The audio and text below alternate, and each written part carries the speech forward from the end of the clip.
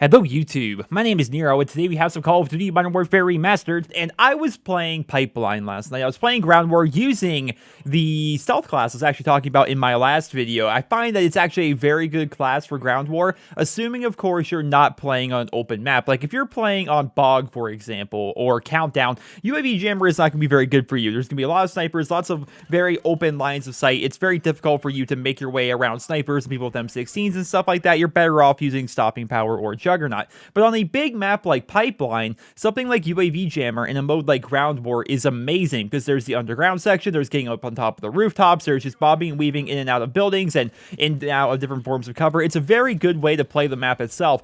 And while I was playing it, I really started to appreciate the attention to detail that the developers put into this map when they were recreating it. I don't know if people exactly understand how amazing Pipeline really looks. Like, you can say what you want about how the map itself plays. Like, I think Pipeline as a map is one of the best Ground War domination maps in existence. Like, I think it's so fun to play in 9v9 domination, but if you're playing like 6v6 team deathmatch, it's not very fun if you ask me. If you're playing like search and destroy on this map, I don't think it's very good. Like, lots of game modes, it's just not very fun for 6v6, but there's something about 9v9 domination, I think it's fantastic. But gameplay aside, looking at how the map itself actually looks, they did a fantastic job. And in fact, on Twitter, I said that this map is a masterpiece. If you look at it just aesthetically, I think Pipeline is a masterpiece in Call of Duty Modern Warfare Remastered because it looks like a World War II map here in a modern game. If you look back at the original Pipeline, this map was not very good looking. It was very gray, a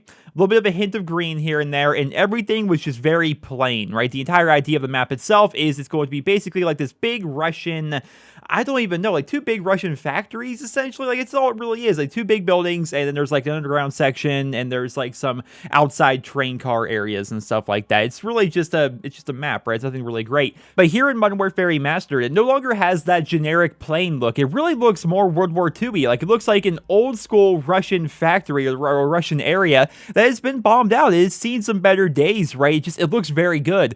And while I was playing on this map, again, using UAV Jammer, going back to it, you're really aware of your surroundings when you're using a setup like that. I talked about it in yesterday's video, but when you're running around with stopping power or Juggernaut, you can kind of run around on autopilot almost and not really think about what you're doing or where you're going or anything like that.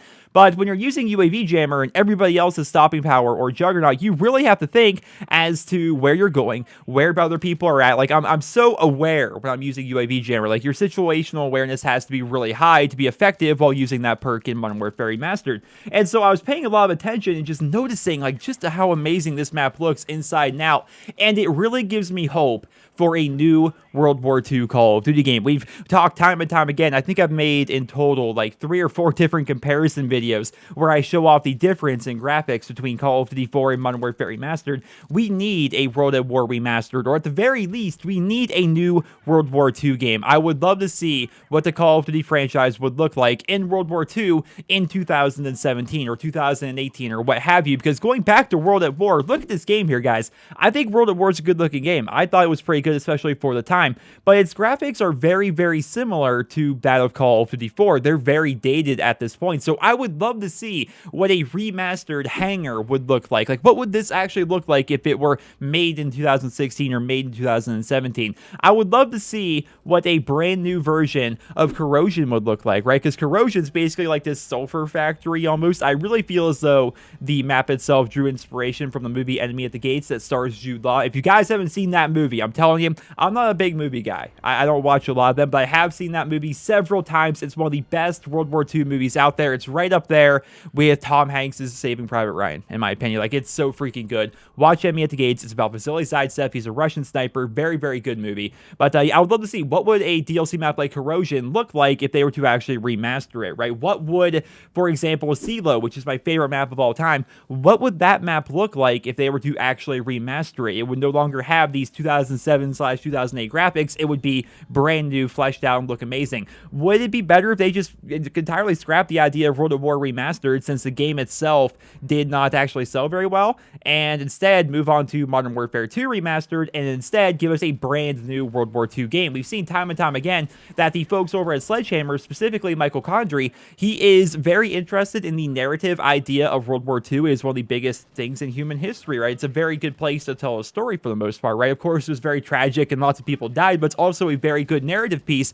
for movies or games or television shows or what have you because of the circumstances that were happening in World War II. So is it possible that we will see another World War II game in the future? I think we talked about that a number of times in the past, but after spending some more time here on Pipeline, because again, I played so much Winter Crash that I really skipped out of playing the new maps. After playing Pipeline a little bit more and really trying to take in the atmosphere of Pipeline, it's like, holy crap. This is kind of what it would feel like if they were to make a new World War II Call of Duty game. Now, say what you want about Battlefield 1, which I think Battlefield 1 is a good game. I haven't been playing it a whole lot. Of course, I'm very focused on COD because I'm a COD YouTuber.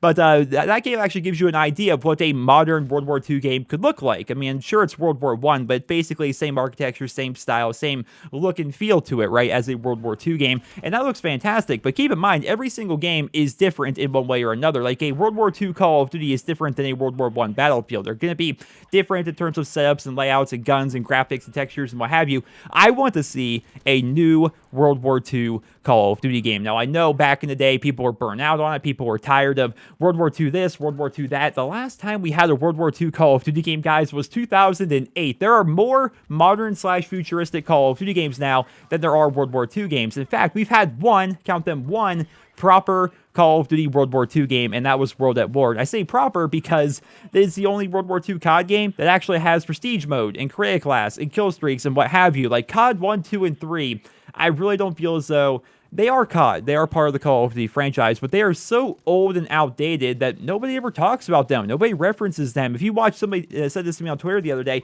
if you see a top 10 anything for Call of Duty, they never mention anything from the first three CODs. It's like they don't exist. Like for most people, the COD franchise starts at COD 4. And if you go with that, then we've only had one World War II Call of Duty game ever. The rest have been modern or futuristic, with the occasional Black Ops, which was like kind of somewhat set in the past in the Cold War/Vietnam. So I hope to see a new World War II Call of Duty game or World at War remastered. I would take both. Both would be fine if you ask me. I mean, I don't know which one I would prefer. In fact, I'm going to put a poll on Twitter, right? Check the link down there in the video description. There's always a link to my Twitter. There's going to be a link to the poll where you guys can vote. Would you like to see a World at War remastered or a brand new World War II Call of Duty game? I would love to see what you guys think about that. I hope you guys all enjoyed this video. Let me know your thoughts down there in the comment section below, and I hope you guys all have a wonderful day.